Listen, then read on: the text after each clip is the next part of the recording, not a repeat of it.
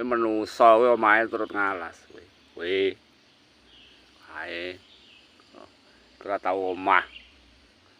Iki penghuni wong alasan iki. Gunung Wawar. Wawar.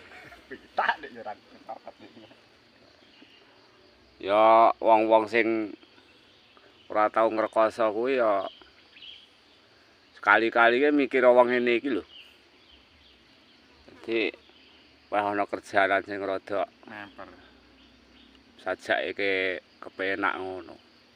Dina-dina gur ngalas. Kuwi sansaya kuwi, kodhok kuwi. Kuwi wedhuse 8 kuwi. Kae Mbah Yanto e wedhuse 19. 54. Sapine 7. Aku dus sitoke tak arene semrombane kae. Nek turah tak wene tangga-tangga. Takon ngoseng.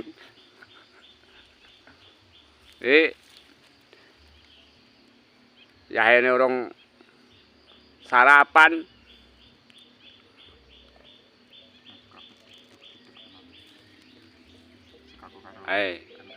Ono kalo ngetno wong-wong kuwi sing urung tau ngrekoso njajal ngrasakno.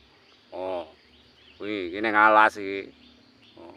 Iki wong iki ora tau duwe wedi. Wedine gur karo Gusti Allah tok. Oh. Kuwi. Nek iki wedine gur karo sapa iki? Kadimun.